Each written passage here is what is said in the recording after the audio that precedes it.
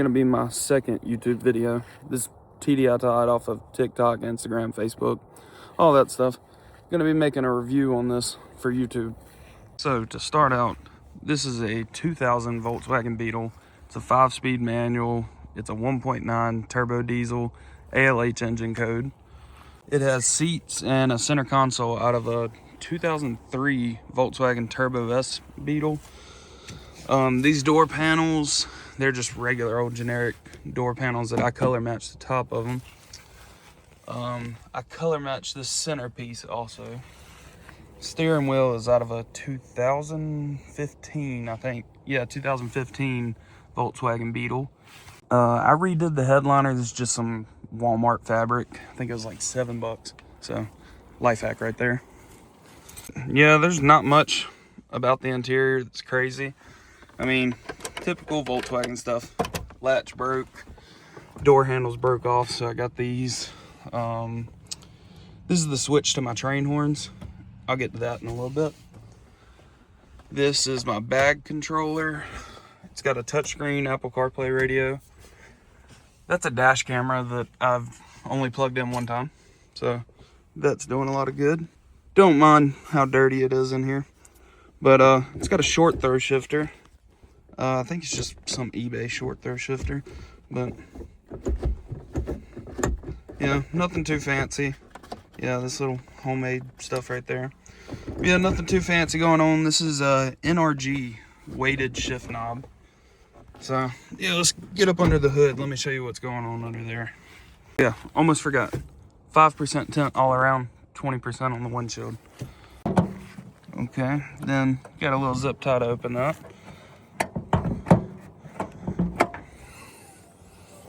And here's the 1.9 ALH turbo diesel engine. Nothing really too crazy about this. Stock engine. It's got bigger injector nozzles. Stock injector housings, but bigger nozzles.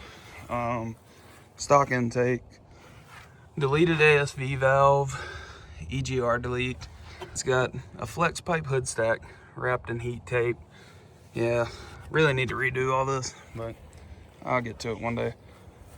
And just put this new oil filter housing in and turbo feed line. It's a braided turbo feed line to replace the hard line.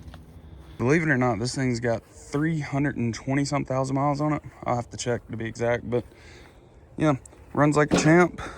Just put a new clutch in it. It's gonna need a new transmission sometime. Synchros are pretty bad, but yeah, that's about it for the engine. So now that we got the power plant out of the way, let's get to aesthetics. So it's got a 6-inch octagon TSO hood stack. It's got some Amazon clear headlights, Amazon fog lights, which they don't really do much, but they're just mainly there for looks. Wheels, I'm running 19 by 8.5 rotiforms. I don't remember what the name of these wheels are, but there's some rotiforms. I don't know what style. But then we got clear tail lights. These were custom made by somebody. It's got the Turbo S wing on it, so that's pretty cool. It's got a lot of camber, as you can see. I think it's like -10 or 11 in the back, -8 up front. So that's pretty cool. And you probably can't see. I'm gonna turn the flashlight on anyway, and we can kind of see it. It's got Chrysler metallic black paint job. This is actually done by Mako, and they did a great job, so no complaints there. I do have to get a new fender. I already have one, just got to get it painted, because I broke this one because my fitment with my old tires was terrible. Now it's pretty good, so yeah. Then in the trunk, nothing really too fancy going on here. Just got my air tank, my air compressor. Then I have this, and I keep this back here just in case I get a flat tire or something. The car's also got horn blasters, train horns shoved up under the back bumper of this thing.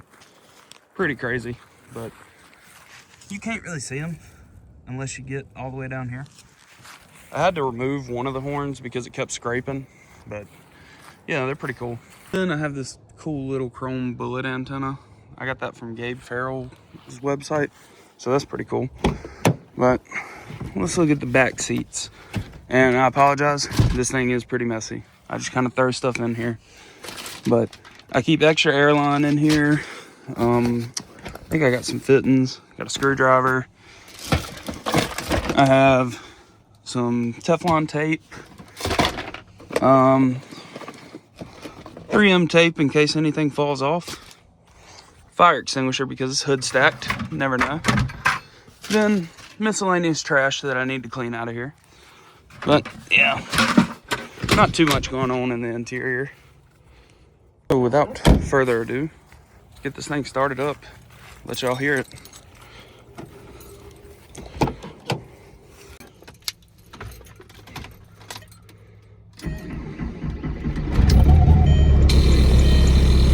And as you can hear, air compressor is very loud. I'd like to get a new air compressor, but I don't really know what kind I'd want. Probably a chrome one, then like a chrome air tank in the back. I think that'd look cool. Then do like a wood ground in the back. I don't know. Drop some suggestions for that. Let it warm up, let the bags warm up. Then I'm gonna take y'all on a little POV drive.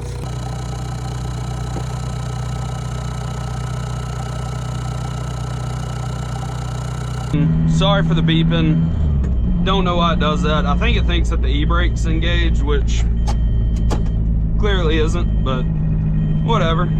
So I'm gonna just give y'all a little POV on driving this stanced out diesel Hoodstacked Beetle. All right, so to start off, as you can see, it's kind of a dog because it's not getting enough fuel right now. I need to adjust my pump IQ. I just haven't gotten around to doing it, but you flip the switch, turn that knob a little,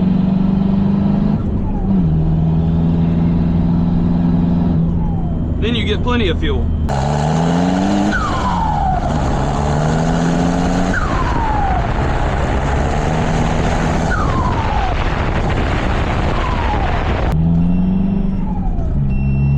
Out here in Mexico,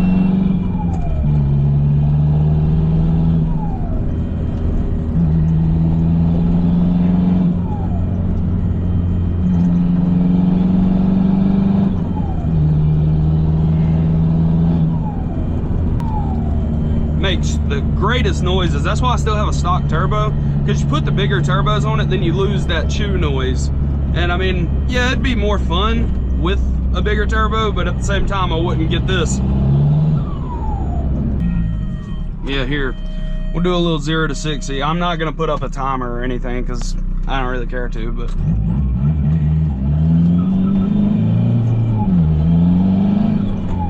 a little bit of wheel spin right there.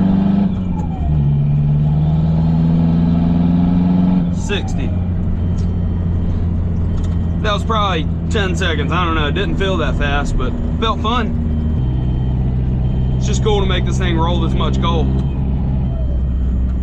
Yeah, I mean, it runs and drives good. Pretty loud inside here, as you'd expect. And overall, this thing runs and drives pretty good. I mean, for a cambered out stance car, rides pretty good.